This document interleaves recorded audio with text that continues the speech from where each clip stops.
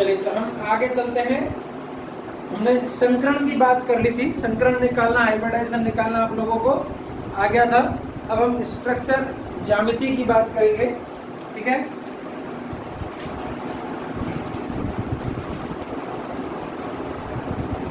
यौगिकों की संरचना या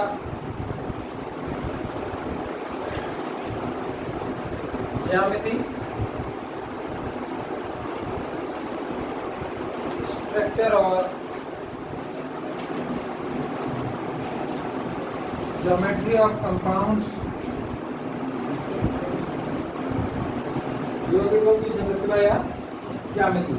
अच्छा, इससे संरचना या ज्यामिति से पहले अपने को लोन पेयर निकालना सीखना पड़ेगा कि अपन लोन पेयर कैसे निकालेंगे, ठीक है। तो संरचना अपन देखेंगे, उससे पहले क्या निकालेंगे, लोन पेयर। तो एकाकी इलेक्ट्रॉन युग्म या लोन पेयर निकालते हैं अपन, एकाकी इलेक्ट्रॉन युग्म, इसको अपन लोन पेयर कहते हैं। तो लोन पेयर कैसे निकालेंगे अपन,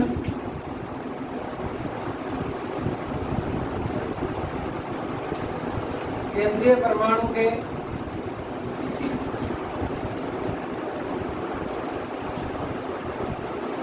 संयोजकता इलेक्ट्रॉन माइनस या प्लस ऋणावेश माइनस धनावेश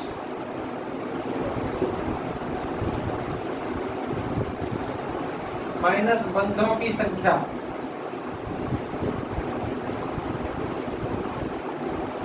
बंधों की संख्या। तो number of lone pair, number of lone pair equals to valency electron of central atom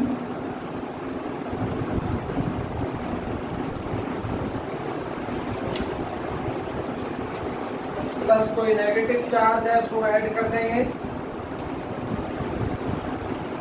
और पॉजिटिव चार्ज को माइनस कर देंगे।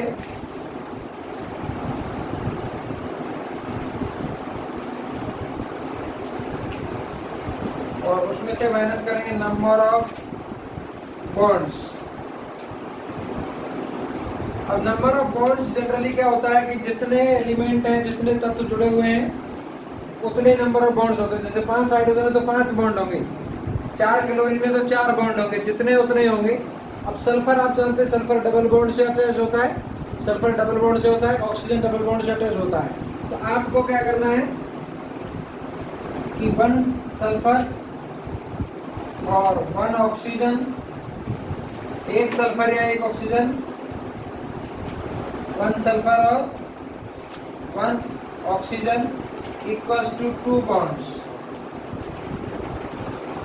1 सल्फर है 1 ऑक्सीजन में कितने बॉन्ड मानने हैं हमको, 2, क्योंकि ये 2 बॉन्ड बनाते डबल बॉन्ड से जुड़ता है। तो अब जैसे 2 ऑक्सीजन हो गए तो नंबर ऑफ बॉन्ड्स कितने हो जाएंगे, 4।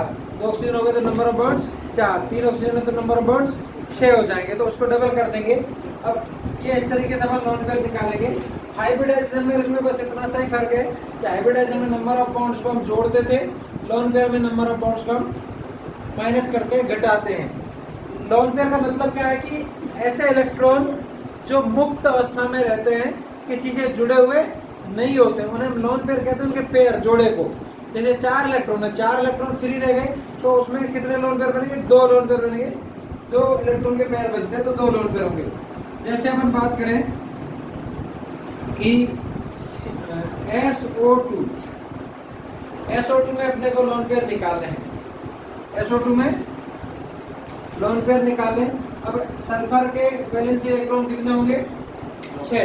सल्फर किस में आ रहा है, ऑक्सीजन वाले में आ रहा है। और हम क्या करते हैं, ऊपर वाले तत्व के परमाणु क्रमांक में से 2 माइनस करते हैं। ऑक्सीजन का परमाणु क्रमांक कितना, 8, उसमें से 2 गए तो 6। तो सल्फर के वैलेंसी इलेक्ट्रॉन कितने हो गए हमारे पास, 6 हो गए। अच्छा, अब इस पर कोई प्लस माइनस है नहीं, प्लस माइनस नहीं है तो उसको तो कोई मतलब नहीं रहा। अब करेंगे नंबर ऑफ बॉन्ड्स को माइनस करेंगे। कितने ऑक्सीजन है, 2। 1 ऑक्सीजन में कितने बॉन्ड होते हैं, 2 बॉन्ड होते हैं।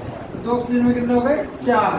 तो 6 माइनस 4/2, 2 माइनस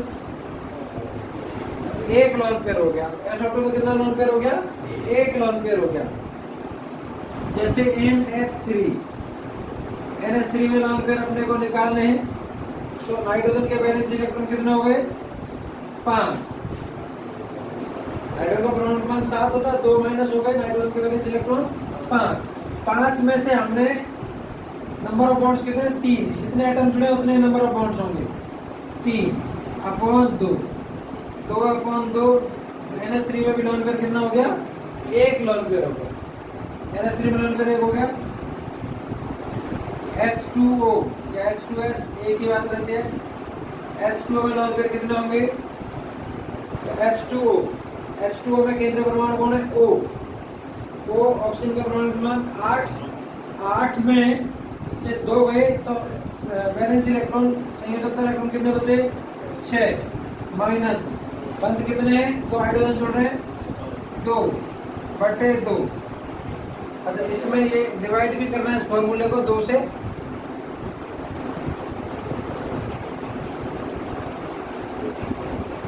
अपॉन 2, तो यहाँ पर हमारे पास 6 माइनस 2/2, तो ये 4/2 2 लोन पेयर हो गए। कितने लोन पेयर हो गए? 2 लोन पेयर हो गए। अच्छा, जैसे हम बात करें कि CO3 माइनस 2 में अपने को लोन पेयर पता करना है, तो कार्बन के वैलेंस इलेक्ट्रॉन कितने होंगे? 4। कार्बन के संयोजकता इलेक्ट्रॉन वैलेंस इलेक्ट्रॉन 4, 6 में से 2 गए 4।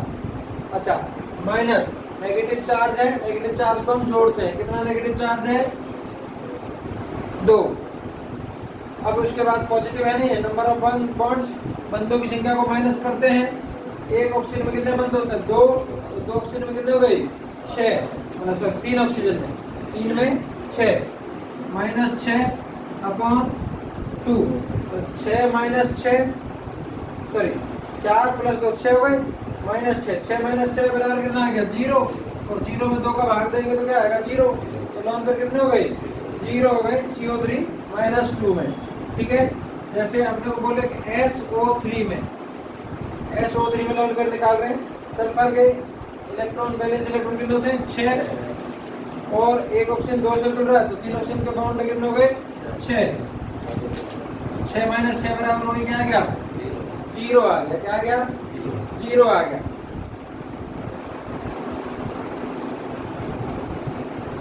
2016 में 2016 ICAR में क्वेश्चन आया था। 2016 ICAR में क्वेश्चन आया था, और क्वेश्चन था XeF2 XeF4 XeF6 XeF2 XeF4 XeF6 में नंबर ऑफ लोन पेयर कितने होंगे? एकाकी इलेक्ट्रॉनिक युग्म की संख्या कितनी होगी? तो जैसे अपन देखें, जीनोन इनर्ट गैस है, अक्रिय गैस है, और इनर्ट गैस अक्रिय गैसों का ऑक्टेट अष्टक पूरा होता है। अष्टक पूरा होता है तो इसके वैलेंस इलेक्ट्रॉन कितने हो गए? 8 माइनस नंबर ऑफ बॉन्ड्स 2/2, 8 में 2 गए, 6/3 लोन पेयर हुए। तो XeF2 में कितने लोन पेयर हुए? 3 लोन पेयर हो गए। इसी तरीके से XeF4 के वैलेंस इलेक्ट्रॉन जीनोन के 8 माइनस 4/2, 2 लोन पेयर हो गए। XeF6 में वैलेंस इलेक्ट्रॉन 8 माइनस 6/2, तो 2/2 1 लोन पेयर होगा। तो XeF2 XeF4 और XeF6 में लोन पेयर कितने होंगे? 3 2 1। ये number of lone pair 2016 ICAR में क्वेश्चन पूछा था। जैसे आपको बोले वो IF3 IF5 IF7 में कितने लोन पेयर होंगे? IF3 IF5 IF7 में कितने लोन पेयर होंगे? तो आयोडीन है, आयोडीन के वैलेंस इलेक्ट्रॉन कितने होते हैं? 7। सभी हैलोजन के फिर कल बाहर आई, उनके वैलेंस इलेक्ट्रॉन कितने होते हैं? 7 होते हैं। तो आई के यहाँ पर 7 माइनस 3/2, 7 में से 3 गए, 4/2 का कितने लोन पेयर आ गए? 2 लोन पेयर आ गए। IFI में 7 माइनस 5/2, 7 में से 5 गए तो 2 बचे, 2/2 1 लोन पेयर आ गया। 7 माइनस 7/2 0 लोन पेयर आ गया। तो इस तरीके से हम किसी में भी लोन पेयर एकाकी इलेक्ट्रॉन युग्म निकाल सकते हैं। कैसे निकालेंगे? जिसके एकाकी इलेक्ट्रॉन युग्म निकालने हैं उसे हम केंद्रीय परमाणु बोलेंगे। तो केंद्रीय परमाणु के संयोजकता इलेक्ट्रॉन, उसमें से कोई माइनस आवेश है तो उसको हम घटा देंगे, जोड़ देंगे, प्लस ऋणावेश माइनस धनावेश माइनस बंधों की संख्या अपॉन 2। ये सॉल्व करने के बाद जो आएगा वो क्या होगा? लोन पेयर होएगा। ठीक है, तो इस तरीके से अपन इसमें लोन पेयर्स देखते हैं।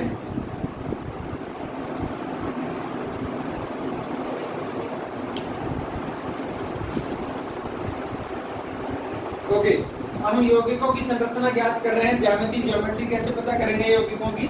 थोड़ा सा यहाँ पर आपको याद रखने की चीजें हैं। ये अकॉर्डिंग टू वेस्पर थ्योरी होता है, वेस्पर सिद्धांत से होती है। और वेस्पर सिद्धांत क्या होता है कि एलपी रिपल्सन, प्रतिकर्षण सबसे ज्यादा होता है। लोन पेयर मुक्त इलेक्ट्रॉन सबसे ज्यादा प्रतिकर्षित करते हैं। एलपी रिपल्सन सबसे ज्यादा होता है, उससे कम होता है एलपी बीपी रिपल्सन। एलपी मतलब लोन पेयर, बीपी मतलब बॉन्ड पेयर। एकाकी इलेक्ट्रॉन युग्म एलपी, बंधी इलेक्ट्रॉन युग्म बीपी। मतलब ये जो बंध बनाने में भाग ले रहे होते हैं या जिन इलेक्ट्रॉन से मिलकर बंध बन रहा है उनको बोलते हैं बीपी, मतलब जुड़े हुए। ठीक है, लोन पेयर मतलब अकेले। तो जो खुले हुए हैं, आप जानते हैं खुला सांड ज्यादा लड़ाई करता है, प्रतिकर्षण करता है, और एक बंधा है और एक खुला है, दोनों ही खुले हैं, ज्यादा लड़ाई होगी, प्रतिकर्षण ज्यादा होगा। एक बंधा है एक खुला है, तो बंधा हुआ तो कम करेगा, तो कम हुआ। और दोनों ही बंधे हैं, बीपी प्रतिकर्षण वो सबसे कम होगा। तो ये प्रतिकर्षण की इनमें दर होती है। ये भी पूछा हुआ क्वेश्चन है, वेस्पर सिद्धांत के अनुसार प्रतिकर्षण की दर क्या रहती है? तो एलपी प्रतिकर्षण सबसे ज्यादा होता है, उससे कम होता है एलपी बीपी प्रतिकर्षण, और सबसे कम होता है बीपी प्रतिकर्षण। एलपी मतलब लोन पेयर, बीपी मतलब बॉन्ड पेयर, एकाकी इलेक्ट्रॉन युग्म और बंधी इलेक्ट्रॉन युग्म।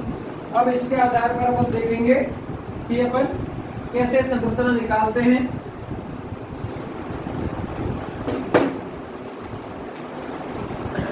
संकरण, संरचना के लिए अपने को संकरण निकालना आना पड़ेगा, और संकरण आपको निकालना आता ही है हाइब्रिडाइजेशन।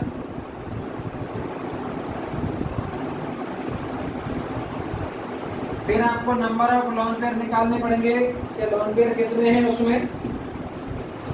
लोन पेयर के हिसाब से आपको निकलेगी आपकी संरचना, स्ट्रक्चर, संरचना बोले या ज्यामिति बोले, ठीक है, स्ट्रक्चर। और फिर हम बात करेंगे एग्जाम्पल,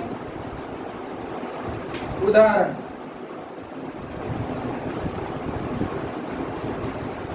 तो देखेंगे यदि sp हाइब्रिडाइजेशन है, संकरण sp है, sp हाइब्रिडाइजेशन है, और उसमें लोन पेयर कितना है? 0। sp हाइब्रिडाइजेशन है, लोन पेयर 0 है, तो उसकी संरचना होती है रेखीय, लीनियर।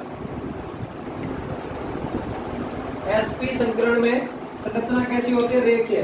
तो अब आपको sp संकरण में एक ही स्ट्रक्चर बनती है, इसके अलावा कोई बनती नहीं है, और वो स्ट्रक्चर कौन सी है? रेखीय। तो संकरण यदि किसी का भी sp आ रहा है तो उसकी संरचना कैसी होती है? रेखीय होती है। कैसी होती है? रेखीय होती है।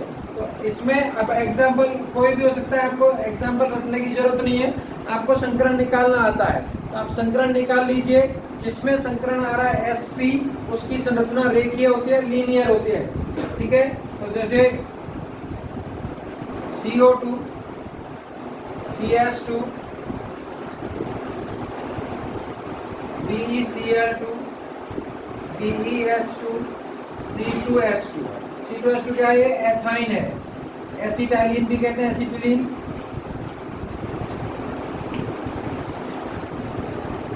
मतलब जो एल्काइन होते हैं उनमें sp हाइब्रिडाइजेशन होता है। फिर हम बात करेंगे यदि संकरण है sp2 और 0 लोन पेयर, sp2 संकरण है, 0 लोन पेयर है। स्ट्रक्चर जो होती है, इसकी संरचना होती है वो होती है त्रिकोणीय समतलीय, त्रिकोणीय समतलीय, ट्राइएंगुलर प्लेनर, त्रिकोणीय समतलीय ट्राइएंगुलर प्लेनर। ये जैसे अपन बात करें SO3 CO3 -2 NO3 BF3 BH3 C2H4, ये एथीन है।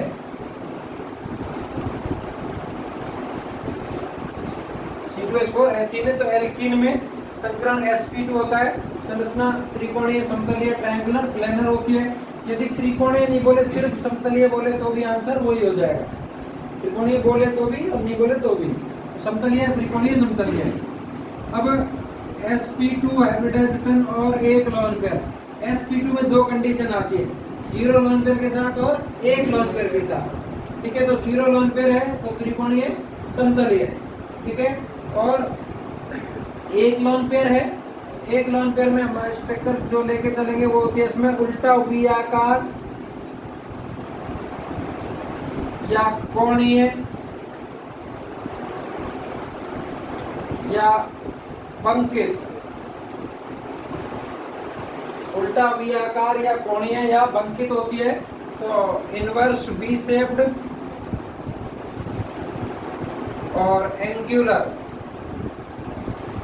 तो sp2 संकरण है, एक लोन पेयर, उल्टा वी आकार या कोणीय बंकित संरचना होती है, एंगुलर। इसमें बात करें हम जैसे SO2 SnCl2 CCl2 ट्रिपलेट वाला। इसके बाद जैसे हम बात करें आगे कि sp3 हाइब्रिडाइजेशन है। sp3 हाइब्रिडाइजेशन में 0 लोन पेयर है। 0 लोन पेयर के हिसाब से संरचना होती है हमारी चतुष्फलकीय। ये आपको मतलब रटनीय संरचना, ये मान लो, इसमें कोई ट्रिक नहीं होगी। ठीक है, चतुष्फलकीय होती है 0 लोन पेयर में। टेट्राहेड्रल, चतुष्फलकीय में टेट्राहेड्रल, जैसे CH4 CCl4 SnCl4 NH4 plus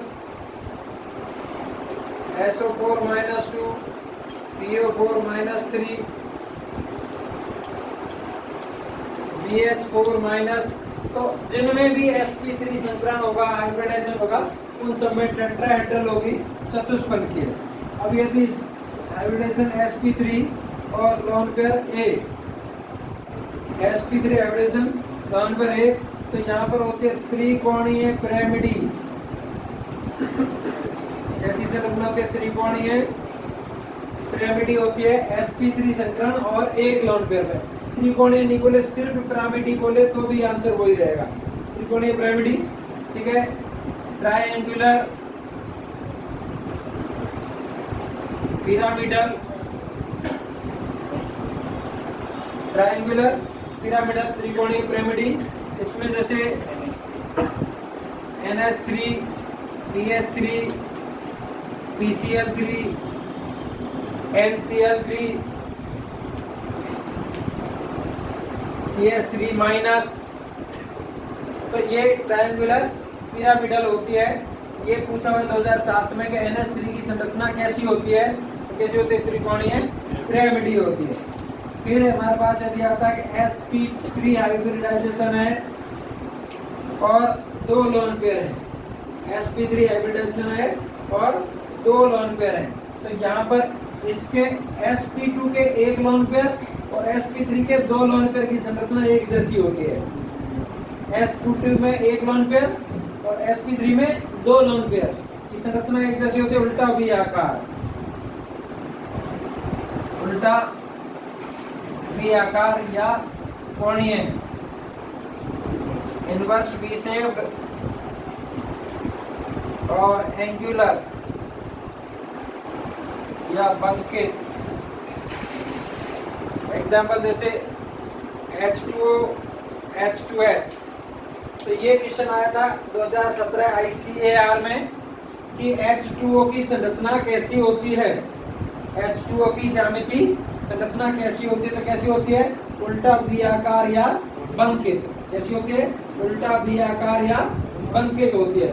तो आपको लोन पेयर से ध्यान रखना पड़ेगा। SP में तो एक ही कंडीशन बनती है, SP में संरचना संकरण SP है, संरचना हमेशा रेखीय होगा। SP2 में दो कंडीशन बनेगी, 0 लोन पेयर पर त्रिकोणीय समतलीय और 1 लोन पेयर पर उल्टा V आकार इनवर्स V शेप। SP3 में 3 कंडीशन बनेगी, 0 लोन पेयर चतुष्फलकीय है, 1 लोन पेयर पर पिरामिडी त्रिकोणीय पिरामिडी पिरामिडल और 2 लोन पेयर पर उल्टा V आकार। SP2 के 1 लोन पेयर पर, SP3 के 2 लोन पेयर पर सेम संरचना बनती है। ठीक है,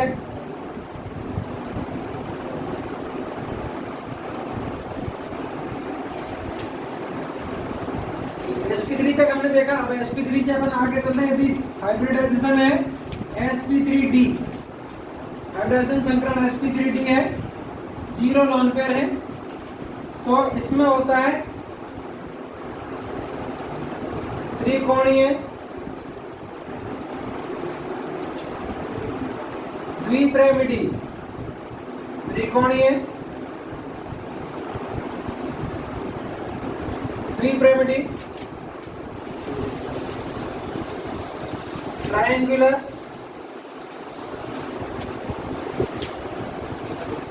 बाइपिरामिडल, त्रिकोणीय द्विपिरामिडी ट्रायंगुलर बाइपिरामिडल। जैसे एग्जांपल की बात करें तो PCl5। जनरली एग्जांपल से क्वेश्चन देता तो यहाँ के बाद वाले आंसर ज्यादा आते हैं। PCl5 है, उसके बाद वाले उनका सबसे ज्यादा बार पूछा गया है। अब यदि हाइब्रिडाइजेशन SP3D है और लोन पेयर है 1, तो इसको अपन बोलेंगे विकृत त्रिकोणीय द्विपिरामिडी।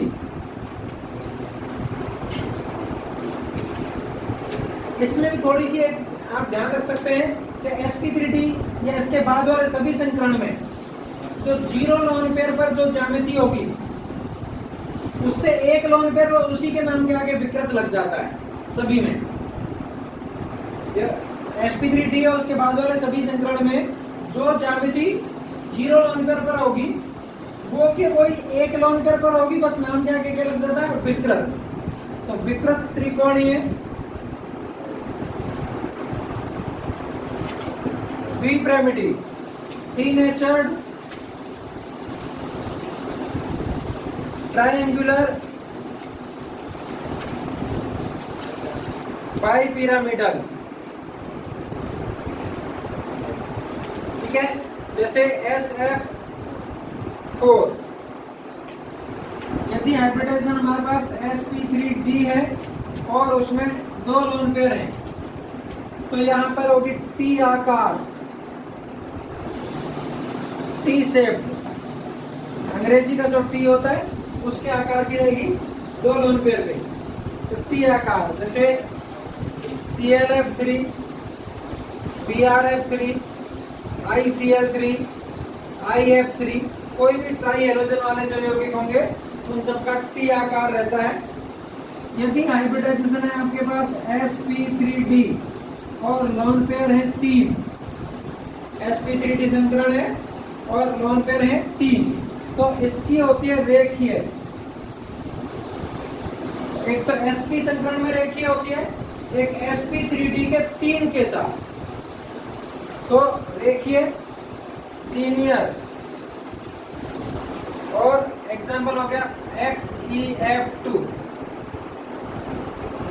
अब फिर यदि संकरण है आपके पास SP3D2, SP3D2, SP3D2 संकरण में 0 लोन पेयर है, 0 लोन पेयर है तो अष्टफलकीय है। 0 लोन पेयर पर कैसे होते हैं, अष्टफलकीय, ऑक्टाहेड्रल, ऑक्टाहेड्रल संरचना इसकी हमारे पास होती है SF6 SiF6-2। 2016 में पूछा था SiF6 की संरचना कैसी होती है? तो SiF6 होती है अष्टफलकीय है। फिर यदि संकरण आपके पास आ रहा है sp3d2 एक लोन पेयर, एक लोन पेयर पर आगे विकृत लग जाता है डीनेचर्ड, तो विकृत अष्टफलकीय है।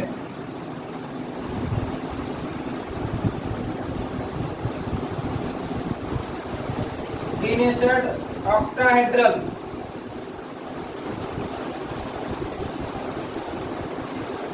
डीनेचर्ड ऑक्टाहेड्रल विकृत अष्टफलकीय है। और यहाँ पर हमारे पास जो होता है वो होता है IF5।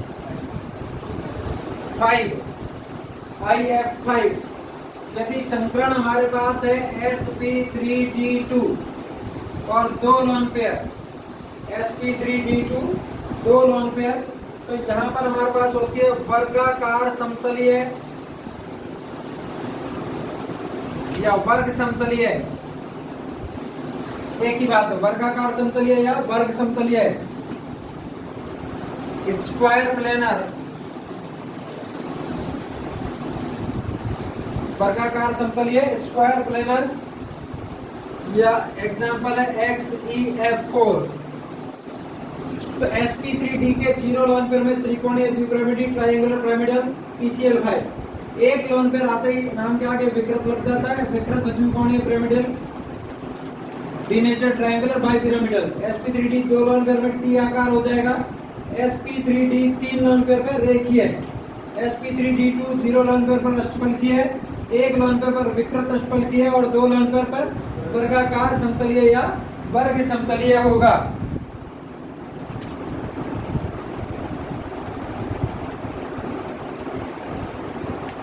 फिर हमारे पास आता है अगला हाइब्रिडाइजेशन, इसमें sp3d3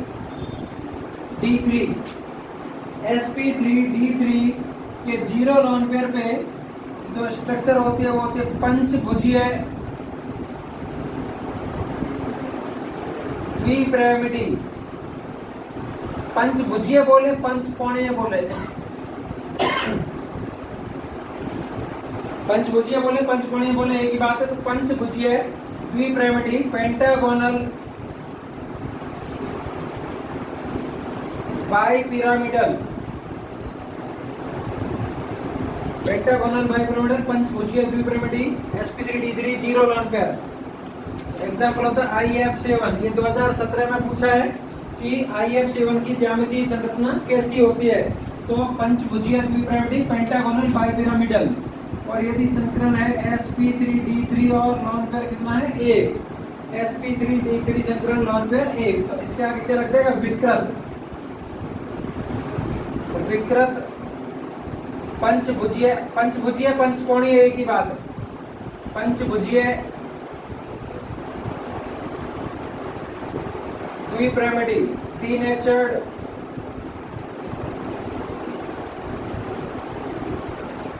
पेंटागोनल बाइपिरामिडल। तो इस तरीके से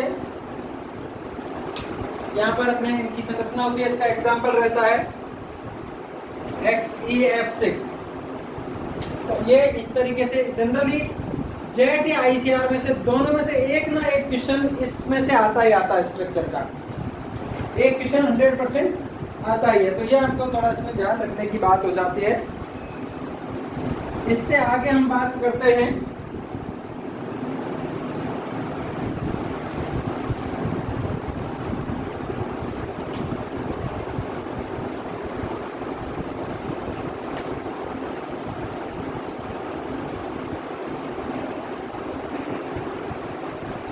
अब आगे बढ़ेंगे हम आयनिक यौगिकों में सहसंयोजक लक्षण।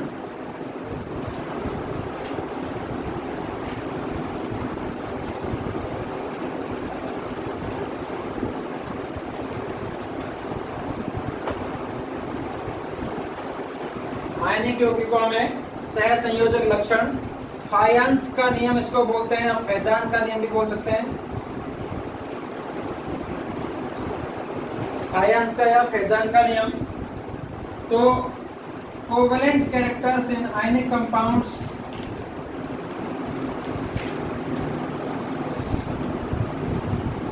कोवेलेंट कैरेक्टर्स इन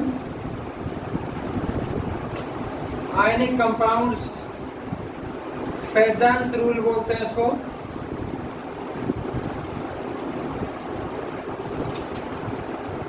मतलब यौगिक कैसे हैं, आयनिक, उनमें लक्षण कैसे आ रहे हैं, सहसंयोजक। आयनिक कंपाउंड में कोवेलेंट कैरेक्टर डेवलप हो रहे हैं, आयनिक यौगिकों में सहसंयोजक लक्षण आ जा रहे हैं। वो किस आधार पर आएंगे, कैसे आएंगे? देखिए आयनिक यौगिक किससे बनते हैं, कैटायन और एनायन से, धनायन और ऋणायन से मिलकर आयनिक यौगिक बनते हैं। अच्छा, अब धनायन कैटायन का साइज आकार होता है छोटा और ऋणायन का आकार होता है बड़ा। देखिए क्या होता है इसमें कि जो ये है धनायन, इसका न्यूक्लियस है,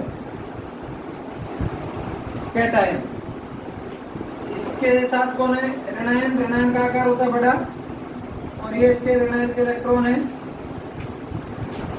ये ऋणायन।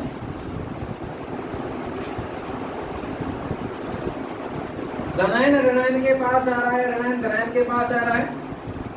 धनायन जो है इस ऋणायन के सारे इलेक्ट्रॉन को अपनी ओर खींच लेता है, जिससे इसकी शकल टेढ़ी मेढ़ी हो जाती है। किसकी, ऋणायन की, इसकी शकल बिगड़ जाती है, शेप बिगड़ जाती है।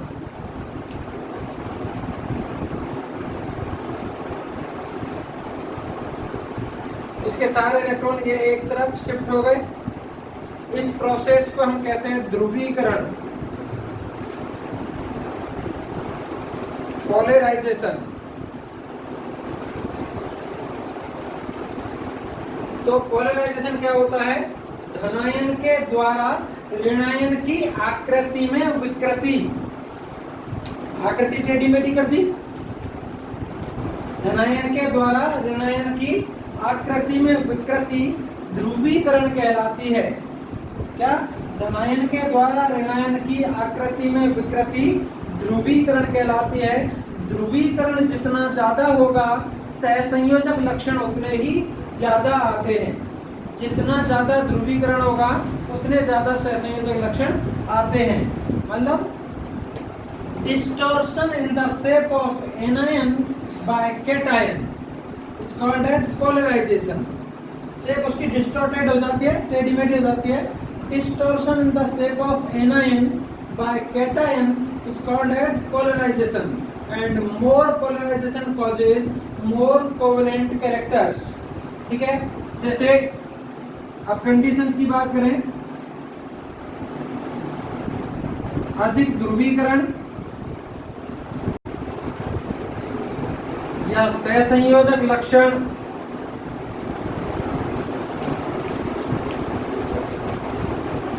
के लिए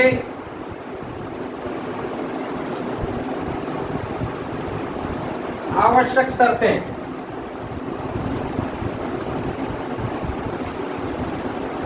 conditions for more covalent characters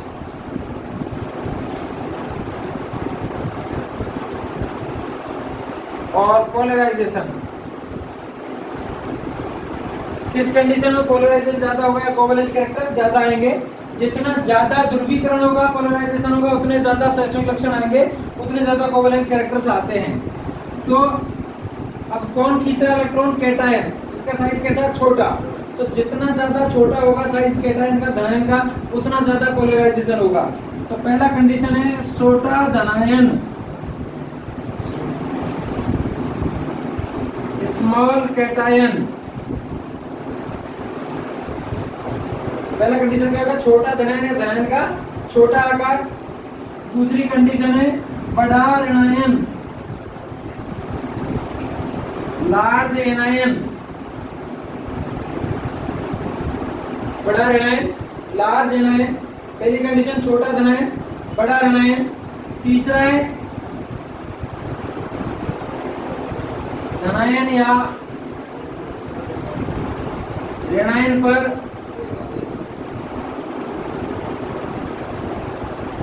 अधिक आवेश, धनायन और ऋणायन पर अधिक आवेश। मोर चार्ज ऑन कैटायन और anion, more charge on cation और एनायन। और चौथा हमारे पास आता है छद्म अक्रिय गैस विन्यास।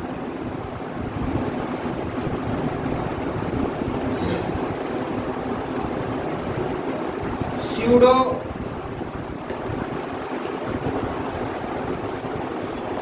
इनर्ट गैस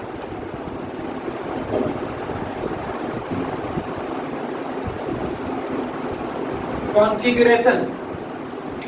तो ये कंडीशंस हमारे पास होती हैं। धनायन के द्वारा ऋणायन की आकृति में विकृति ध्रुवीकरण कहलाता है।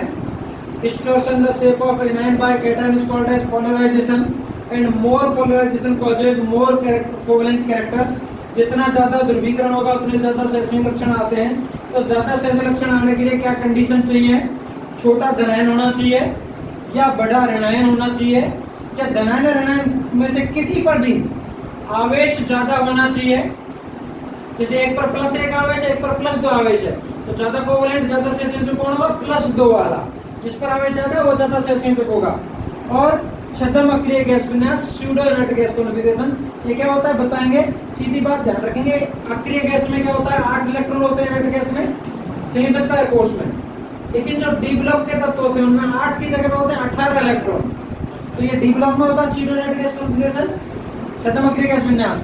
उनमें 8 की जगह कितने इलेक्ट्रॉन होते हैं? 18 होते हैं। उसे स्यूडो इनर्ट गैस कॉन्फ़िगरेशन कहते हैं। तो ये कंडीशंस होती है जिससे कोवेलेंट कैरेक्टर्स ज्यादा आते हैं। अब एक एक कंडीशन पर लेके अपन इसमें बात करेंगे।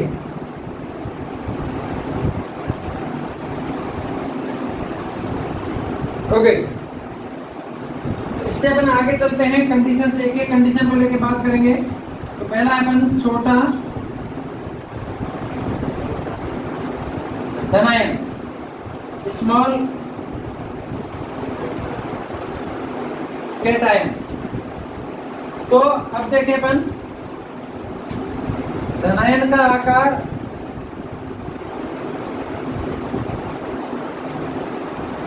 बढ़ेगा, साइज ऑफ कैटायन इंक्रीज होगा। हमें धनायन कैसा चाहिए? छोटा। छोटा धनायन ज्यादा ध्रुवीकरण करेगा। यहाँ पर आकार बढ़ रहा है तो ध्रुवीकरण कम होगा। तो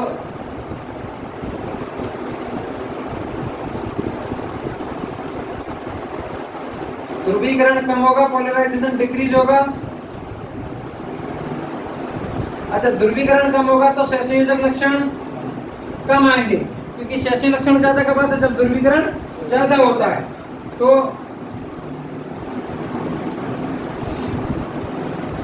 सहसंयोजक लक्षण कम, कोवेलेंट कैरेक्टर्स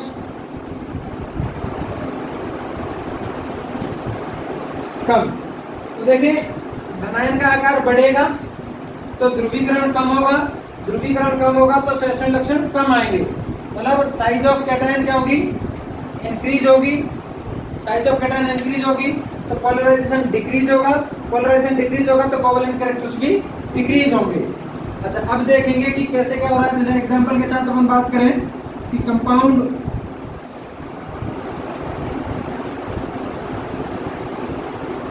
क्योंकि उसमें कैटायन कौन है? धनायन जैसे।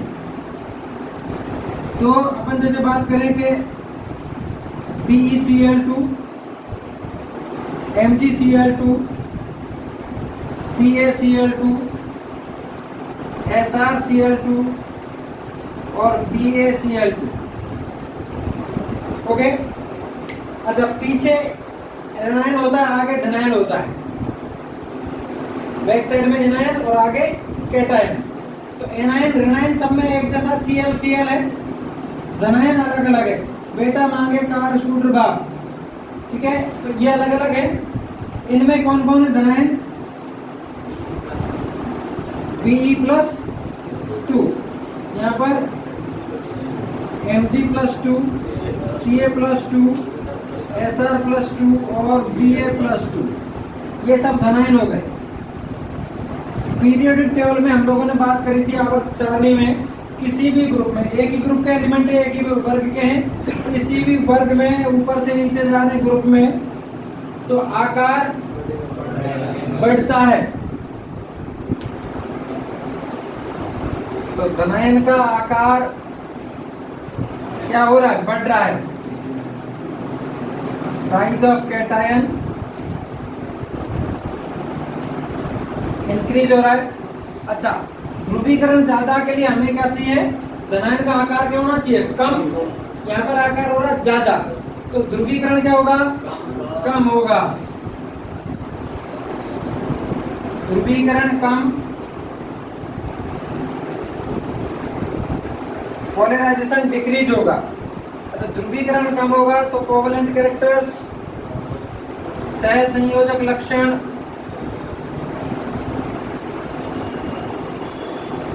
कम होंगे।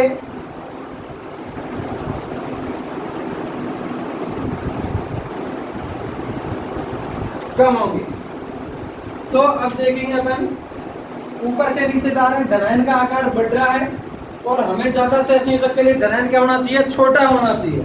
ऊपर से नीचे जा रहे हैं, धनायन बढ़ रहा है, धनायन बढ़ रहा है तो ध्रुवीकरण कम होगा, क्योंकि छोटा धनायन ज्यादा ध्रुवीकरण करता है।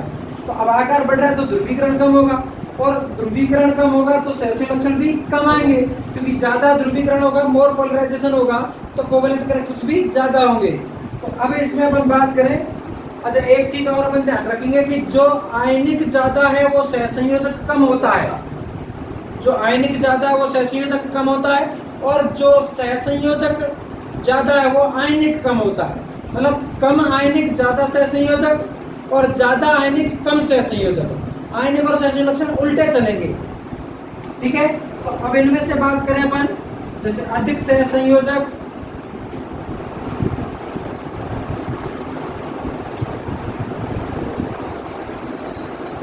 या कम आयनिक, मोर कोवेलेंट और लेस आयनिक, कम सहसंयोजक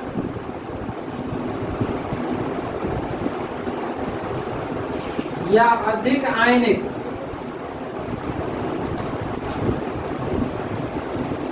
लेस कोवेलेंट और मोर आयनिक।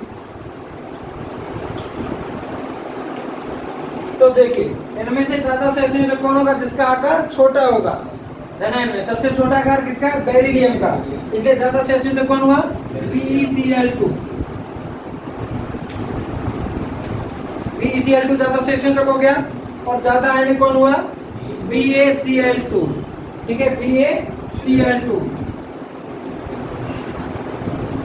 ओके, बाकी आप ध्यान रखो, बेटा हमेशा सादा ही करता है, उसके पास इतनी चीजें होती नहीं है। बाप हमेशा लेन देन करता है ना, तो इसलिए बेटा सहसंयोजक होता है, बाप आयनिक होता है, ठीक है। तो BeCl2 सहसंयोजक और BaCl2 आयनिक, इस तरीके से इसमें अपन देख पाते हैं।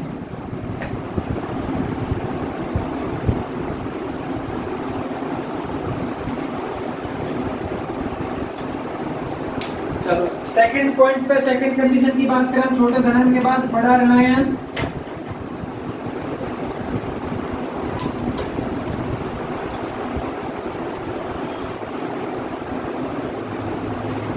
तो सेकंड में अपन बात करते हैं बड़ा ऋणायन।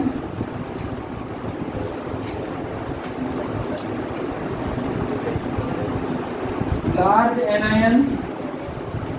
तो ऋणायन का आकार बढ़ेगा, साइज ऑफ एनायन इंक्रीज होगा। ऋणायन का आकार बढ़ेगा तो हमें ज्यादा ध्रुवीकरण के लिए क्या चाहिए, बड़ा ऋणायन चाहिए। ऋणायन का आकार बढ़ रहा है तो ध्रुवीकरण बढ़ेगा, पोलराइजेशन इंक्रीज होगा। पोलराइजेशन इंक्रीज होगा तो कोवेलेंट कैरेक्टर्स भी ज्यादा होंगे, क्योंकि ज्यादा ध्रुवीकरण, ज्यादा सहसंयोजक लक्षण। तो ध्रुवीकरण ज्यादा होगा तो सहसंयोजक लक्षण भी ज्यादा होंगे, ठीक है। अब जैसे अपन एग्जांपल की बात करें कि NaF, NaCl, NaBr, NaI, आगे धनायन एक जैसा Na ऋणायन अलग है, FCl Br I। ये जैसे एनायन,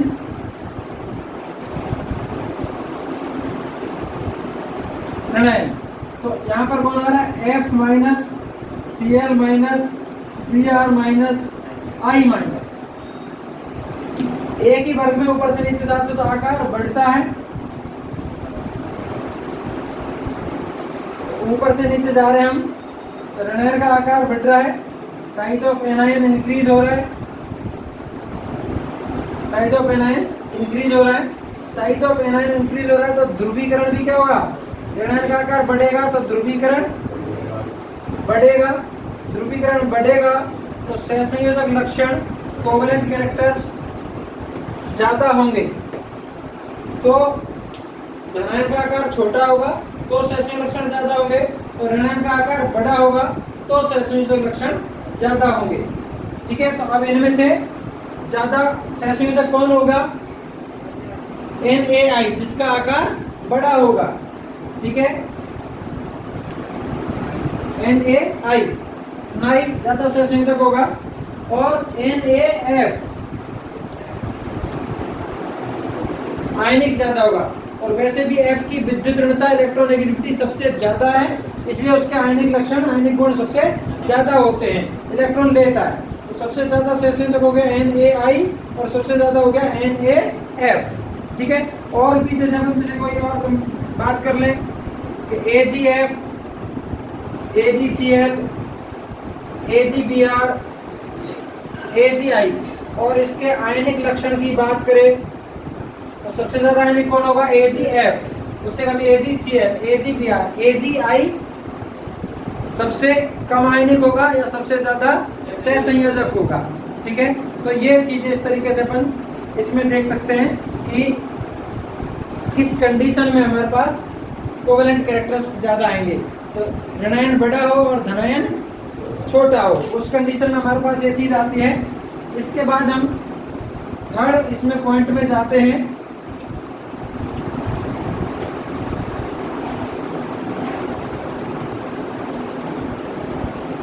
थर्ड पॉइंट में जाते हैं तो धनायन या ऋणायन पर अधिक आवेश,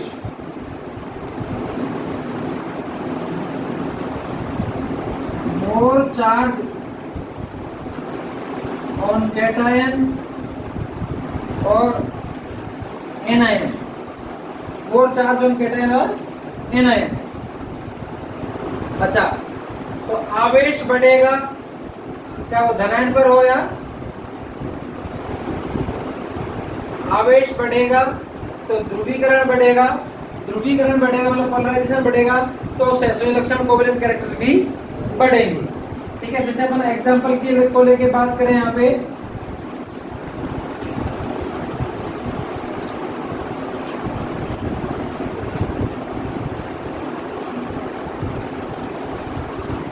जैसे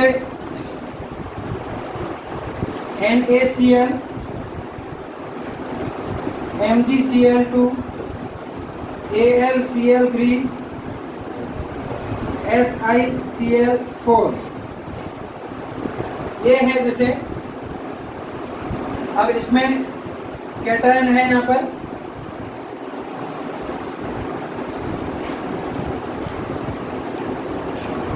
Na प्लस Mg+2, जितने Cl जुड़ रहे हैं उतना प्लस चार्ज आएगा। ठीक है, Al+3 और Si+4, इस पर +1 चार्ज है, इस पर +2 है, +3 +4, ऊपर से नीचे जा रहे हैं तो चार्ज आवेश क्या हो रहा है, बढ़ रहा है। देख रहे हैं +1 +2 +3 +4, आवेश बढ़ रहा है, चार्ज बढ़ रहा है, तो ध्रुवीकरण बढ़ेगा, पोलराइजेशन बढ़ेगा, तो कोवेलेंट कैरेक्टर्स ज्यादा आएंगे, अधिक सहसंयोजक लक्षण आएंगे। तो इनमें से ज्यादा कोवेलेंट कौन होगा, SiCl4, ज्यादा आयनिक कौन होगा, NaCl, तो ज्यादा सहसंयोजक SiCl4, ज्यादा आयनिक NaCl।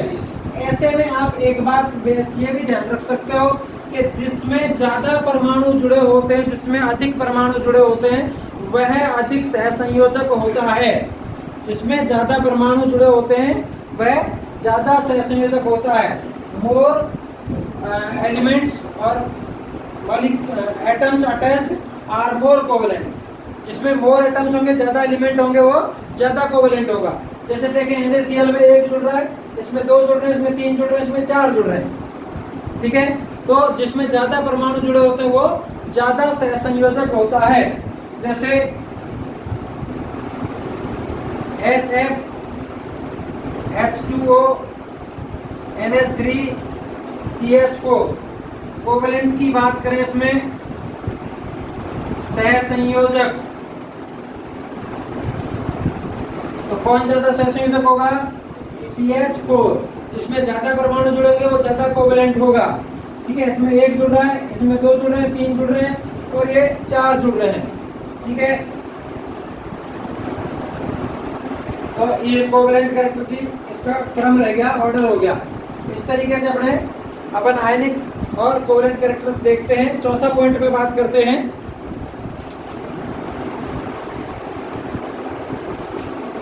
फोर्थ पॉइंट हमारे पास आता है छद्म अक्रिय गैस विन्यास।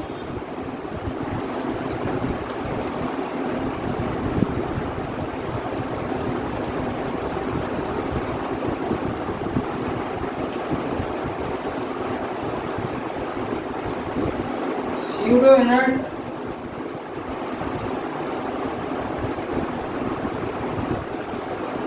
गैस कॉन्फ़िगरेशन, छद्म अक्रिय गैस विन्यास, स्यूडो इनर्ट गैस कॉन्फ़िगरेशन। तो स्यूडो इनर्ट गैस कॉन्फ़िगरेशन, छद्म अक्रिय गैस विन्यास क्या होता है कि डी ब्लॉक के तत्वों के संयोजकता कोष में 8 के स्थान पर 18 इलेक्ट्रॉन होते हैं। डी ब्लॉक के तत्वों के संयोजकता कोष में 8 के स्थान पर 18 इलेक्ट्रॉन होते हैं, उसे हम छद्म अक्रिय गैस विन्यास कहते हैं। D block elements have 18 electrons at the place of 8 electron which is called as pseudo inert gas configuration। और इसी के कारण डी ब्लॉक के तत्वों के यौगिक एस ब्लॉक के तत्वों से अधिक सहसंयोजक होते हैं। That's why the D block compounds are more covalent than S block compounds। D block के तत्वों के यौगिक ज्यादा सहसंयोजक होते हैं, किससे? एस ब्लॉक के तत्वों से। ठीक है, तो जैसे CuCl है और NaCl है, कौन ज्यादा कोवेलेंट होगा?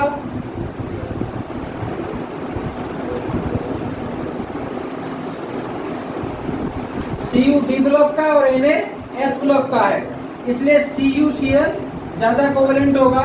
डी ब्लॉक के ज्यादा सहसंयोजक होते हैं, किससे? एस ब्लॉक से। ब्लॉक के हिसाब से बात करें तो आपको ध्यान रखना है, सबसे ज्यादा सहसंयोजक होते हैं पी ब्लॉक के यौगिक या कंपाउंड। सबसे ज्यादा सहसंयोजक कौन होते हैं? पी ब्लॉक के।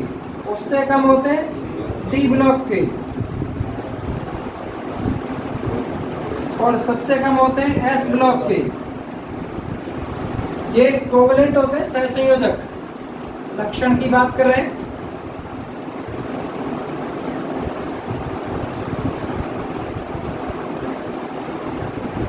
तो सबसे ज्यादा सहसंयोजक होते हैं पी ब्लॉक कंपाउंड, उससे कम डी ब्लॉक और सबसे कम एस ब्लॉक। पी ब्लॉक के अधिकांश यौगिक सहसंयोजक होते हैं, कुछ एक आयनिक होते हैं जिनमें एफ लगा होता है, एफ वाले आयनिक। ठीक है, अच्छा, एक जो समपरमाणु अणु होते हैं, समपरमाणु अणु होमो एटॉमिक मॉलिक्यूल, एक जैसे परमाणु से बने, वो सारे सहसंयोजक होते हैं। ठीक है, तो पी ब्लॉक के सभी सहसंयोजक होते हैं एफ वालों के अलावा। डी ब्लॉक के मोस्टली सहसंयोजक ही होते हैं, एस ब्लॉक के मोस्टली आयनिक होते हैं। इसमें दोनों कंडीशन हो सकती है डी ब्लॉक में। पी ब्लॉक में अधिकांश सहसंयोजक और एस ब्लॉक में अधिकांश आयनिक। केवल लिथियम और बेरिलियम के यौगिक सहसंयोजक होते हैं। एस ब्लॉक में केवल लिथियम और बेरिलियम के कंपाउंड कोवेलेंट सहसंयोजक होते हैं, बाकी सारे आयनिक। तो ब्लॉक के हिसाब से भी आप ध्यान रख सकते हैं कि पी ब्लॉक के सहसंयोजक डी ब्लॉक के उससे कम सहसंयोजक और एस ब्लॉक के सबसे कम सहसंयोजक के सबसे ज्यादा आयनिक होते हैं। अब क्वेश्चन 2015 में आया था जेट में 15-16 में कि कौन अधिक सहसंयोजक होगा?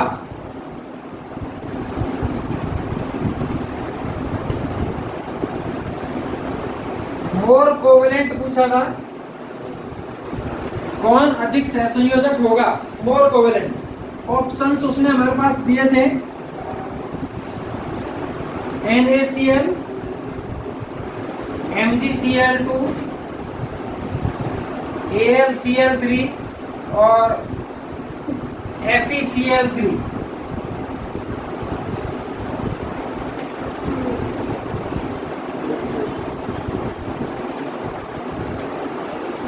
ये था कौन अधिक सहसंयोजक होगा, NaCl, MgCl2, AlCl3 और FeCl3। ब्लॉक के हिसाब से देख सकते हैं। एक चीज अपने को ये भी पता है कि जिसमें ज्यादा परमाणु जुड़े होते हैं वो ज्यादा सहसंयोजक होता है। मोर एलिमेंट्स मोर कोवेलेंट। इसमें एक परमाणु जुड़ रहा है, इसमें दो, इन दोनों में परमाणु जुड़ रहे हैं तीन तीन, तो जिसमें ज्यादा जुड़े होते हैं वो ज्यादा सहसंयोजक होता है।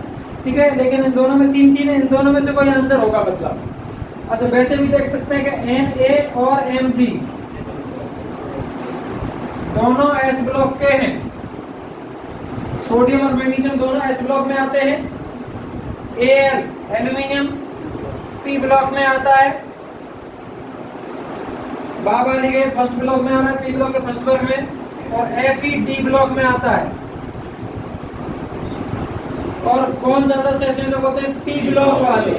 तो आंसर क्या हो गया, AlCl3। इस तरीके से अपन देख सकते हैं कि कौन ज्यादा सहसंयोजक होगा, कौन ज्यादा आयनिक होगा। बात समझ में आई? गुड।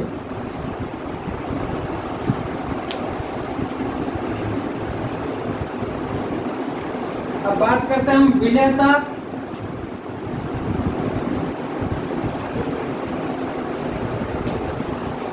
सॉल्युबिलिटी। विलेयता सॉल्युबिलिटी मतलब वो घुलेगा किसी चीज में या नहीं घुलेगा। ठीक है, दो प्रकार के पदार्थ होते हैं हमारे पास। ध्रुवीय, ध्रुवीय मतलब आयनिक। ध्रुवीय पदार्थ ध्रुवीय विलायक। ध्रुवीय मतलब जो आयनिक पदार्थ हैं वो ध्रुवीय विलायक। ध्रुवीय विलायक कौन होता है, जल में अधिक विलय होते हैं।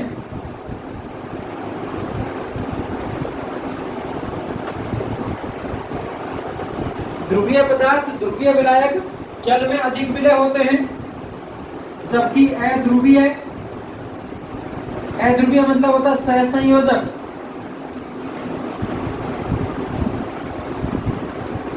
अध्रुवीय सहसंयोजक पदार्थ अध्रुवीय विलायक। अध्रुवीय विलायक में कौन आते हैं, benzene, ether, alcohol, chloroform, CCl4 carbon tetrachloride में अधिक विलय होते हैं।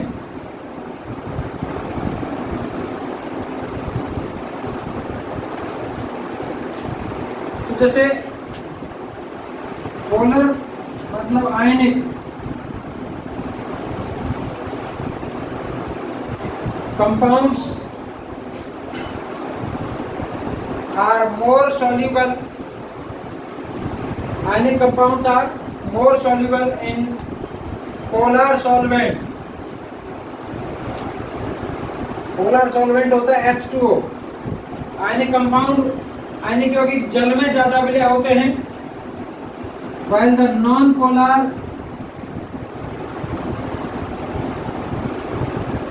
मतलब कोवेलेंट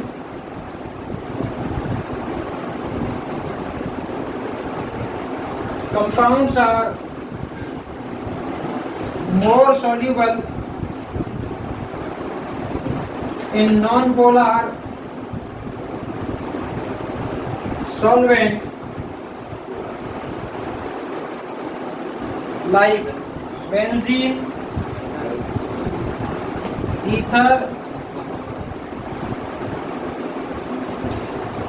alcohol,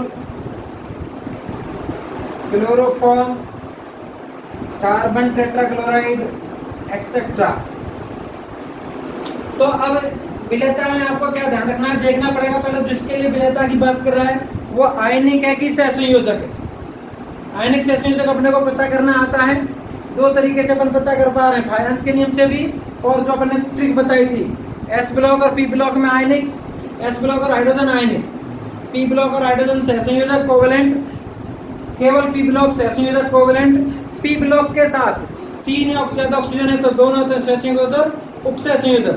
तो उस तरीके से पता कर लेंगे, या जिसमें छोटा धनायन या बड़ा ऋणायन है वो सह संयोजक होगा, उसका उल्टा है तो आयनिक होगा। तो अपन यौगिक को पहचान लेंगे, पहली बात तो सह संयोजक है कि आयनिक है।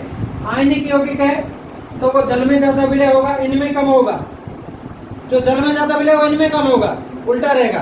तो आयनिक यौगिक जल में ज्यादा विलय होते हैं, और सह संयोजक यौगिक कार्बनिक विलायक भी कहते हैं इनको, जो अध्रुवीय विलायक है इनको क्या कहते हैं, कार्बनिक विलायक, ऑर्गेनिक सॉल्वेंट। तो इसमें ये ज्यादा विलय होते हैं। अब क्वेश्चन आया था ICR और जेट, दोनों में क्वेश्चन आया था, क्वेश्चन था कि कौन सा यौगिक एथेनॉल में अधिक विलय होगा, एथेनॉल में अधिक विलय होगा, कौन सा यौगिक एथेनॉल में अधिक विलय होगा, which compound is more soluble in ethanol. अब एथेनॉल क्या है, अल्कोहल, एथेनॉल क्या है, अल्कोहल।